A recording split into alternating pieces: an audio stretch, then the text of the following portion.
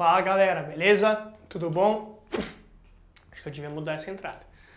Como é que vocês estão? Bom, cá estamos mais um dia aqui para fazer essa pré-aula maravilhosa para vocês, certo? Então primeiro, espero que vocês estejam bem, que vocês estejam em casa tranquilo, que ninguém tenha dado um rolê no comércio, beleza? Porque ainda tem muita água para rolar sobre esse tal desse coronavírus. Então toma cuidado, por favor.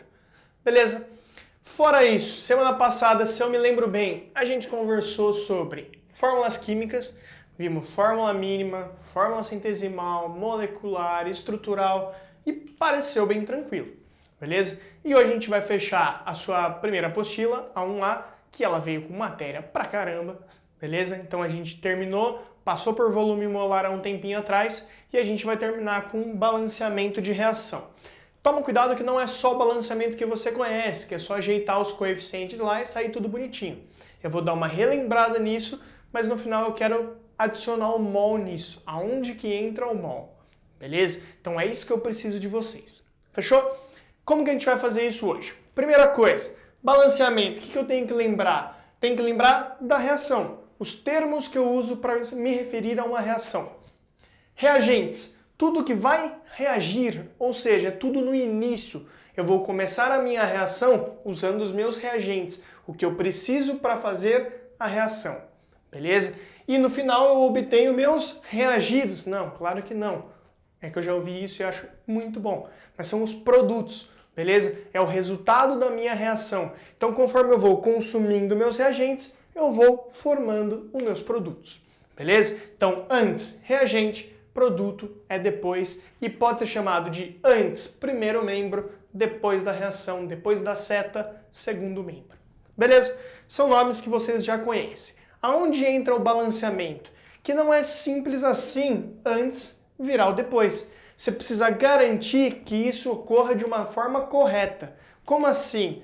Galera, vocês sabem que os produtos reagentes são feitos de átomos, moléculas possivelmente. Beleza? E eu tenho que ter a mesma quantidade e os tipos de átomo que eu tenho antes, eu tenho que ter no final. Eu não posso perder átomo no meio da minha reação e eles não podem simplesmente sumirem, simplesmente aparecerem do nada. Não pode simplesmente comecei com 5 átomos de oxigênio e no final eu tenho 6. Brotou, saiu da minha casa, saiu da sua? Não.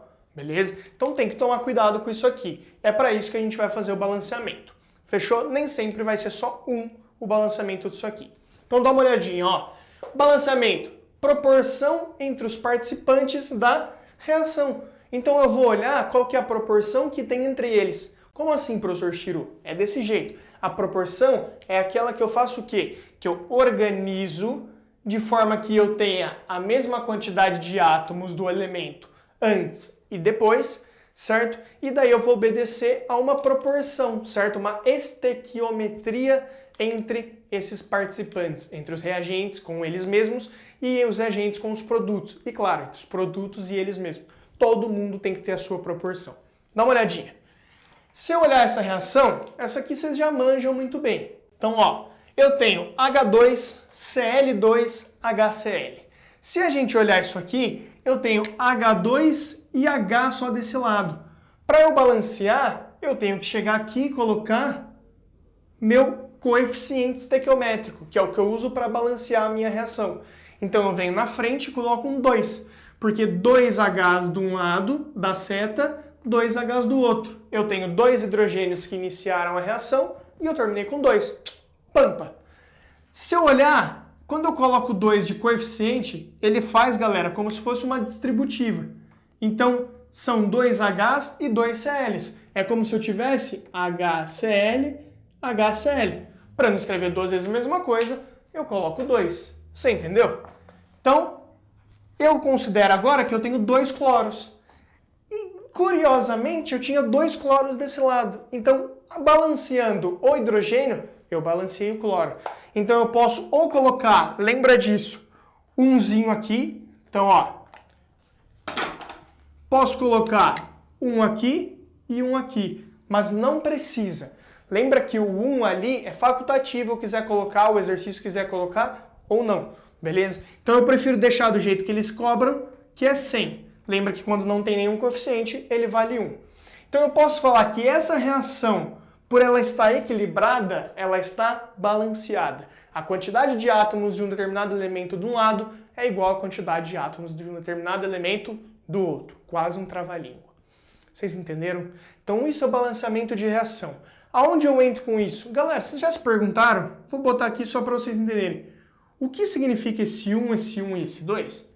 Ah, isso era proporção. Beleza, foi isso que eu acabei de falar. Só que o que significa é um quê? Um o quê? Dois o quê? Massa? Não é massa. Eu não tenho 1 grama para 2 gramas. Não.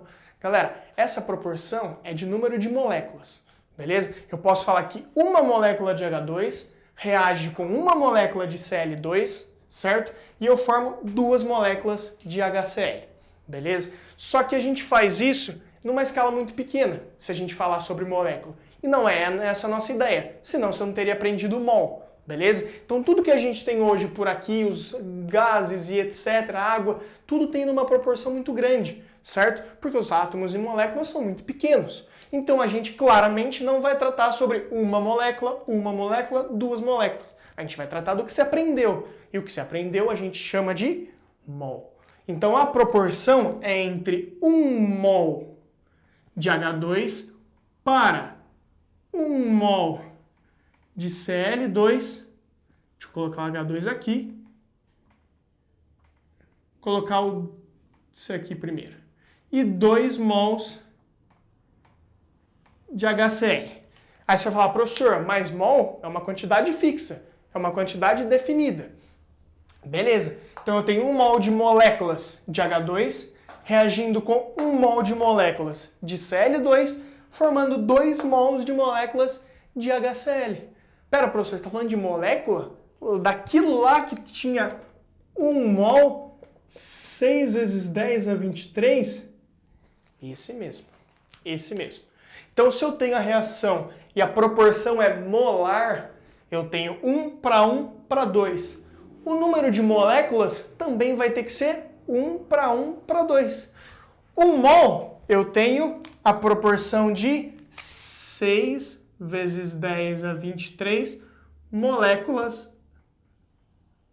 de H2, que fazem proporção com 6 vezes 10 a 23 moléculas de Cl2. E isso vai formar 2 vezes 6 vezes 10 a 23 moléculas de HCl. Beleza? Então entende isso. Lá no começo eu não falei que em nível microscópico uma molécula reage com uma e forma 2? Só que a gente quer o macroscópico, a gente quer o que a gente tem acesso, que é o mol, é a grande quantidade. Então 1 mol, 2 mols. Galera, mol não é uma quantidade fixa? Se uma molécula reagia com uma e formava 2, 6 vezes 10 a 23 moléculas reage com 6 vezes 10 a 23 moléculas. Se é 1 para 1, é 6 vezes 10 a 23 para 6 vezes 10 a 23. Só que isso forma o dobro. Por isso, 2 vezes o 6 vezes 10 a 23. Eu poderia escrever, em vez de 6, eu poderia escrever 12 vezes 10 a 23 moléculas de HCl formadas. Beleza? Então a proporção ela é molar, ela é em número de mols. Mas eu posso adaptar para molécula, porque 1 mol sempre terá 6 vezes 10 a 23 moléculas. Mateus, para finalizar, me responde, por que eu não posso fazer com massa então? Porque, galera, 1 mol sempre é 6 vezes 10 a 23. Mas 1 mol, para fazer com massa, eu dependo de qual átomo ou qual molécula eu estou falando. Porque cada átomo ou cada molécula tem uma massa diferente, certo? Se eu falar do H2, a massa do H2 molar são 2 gramas por mol. Massa molar do Cl2, 71 gramas por mol. Beleza? Massa molar do HCl, 36,5 gramas por mol. Então varia. Então não tem como eu fazer a proporção por esses números estequiométricos, pelos coeficientes estequiométricos. Vai ser feito de outro jeito que a gente vai ver lá no cálculo estequiométrico. Beleza? Se eu quisesse ajeitar bonitinho, eu teria que fazer como? Por massa, eu ia pegar a massa molar do hidrogênio, 2 gramas por mol. Está para Cl2, 71 gramas por mol. Isso está para, do HCl, de novo, são gramas por mol, 36,5 gramas por mol, certo? O H vale 1, o Cl 35,5, só somei. Como eu tenho 2 mols, isso vezes 2. Então é o que eu tenho que tomar cuidado, porque a massa molar não é igual entre eles, beleza? Diferente da molécula. Então eu comparar a molécula é igual eu comparar o mol. A massa eu tenho que tomar um cuidado. Vocês entenderam? E daqui para frente eu posso fazer conta com o que eu quiser daqui. Com o que eu quiser numa reação, beleza? Se eu falar que eu tenho, por exemplo, 4 gramas aqui, eu encaixo a informação embaixo e acho de qualquer outro, beleza? E aí tem uma cacetada de exercício sobre isso. Se eu falar que eu tenho 5 mols de H2, quantos mols eu formo de HCl? Bom, se 1 forma 2, 5 forma X, e vocês vão ver que faz o dobro, certo? 10 mols de HCl. E aí eu consigo trazer essa linha aqui para dentro de uma reação, beleza? E ainda com vários participantes, várias estequiometrias, tanto do mol que a gente já tinha aqui, tanto da molécula ou do átomo que a gente já tinha no segundo, e ainda um pouquinho diferente, porque depende do que você está falando, a gente relaciona a massa molar. Vocês entenderam? Então, ó, doideira, mas isso é importante demais, do fundo do coração.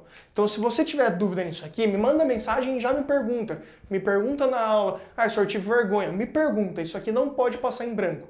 Você relacionar a sua linha, que ainda tem aqui a massa molar, beleza? Com uma reação, com as proporções da reação estequiométricas, é muito importante para o seu futuro terceiro colegial, para o seu futuro segundo colegial, para um vestibular se você quiser prestar, certo? Se você quiser passar lá, isso aqui cai demais em química, beleza? Tanto mol separadinho quanto mol dentro da reação. E isso leva a uma matéria que talvez vocês já viram no nono mais brevemente, que é o cálculo estequiométrico, que nada mais é do que isso aqui.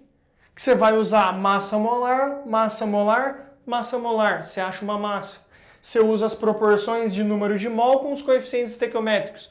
O mais difícil de você usar em cálculo estequiométrico é as moléculas, quantidade de molécula. É o mais difícil, beleza? Então você vai usar isso aqui. Como? Regra de 3. Ele vai te dar uma informação, por exemplo, massa de H2 e pedir outra. Qual a base que você tem? Proporção de mol que gera uma massa molar. Pronto. Você sabe fazer, você sabe de onde veio. E galera, eu garanto para você que cálculo estequiométrico, mol, eu já disse, é uma matéria que todo mundo acha um absurdo.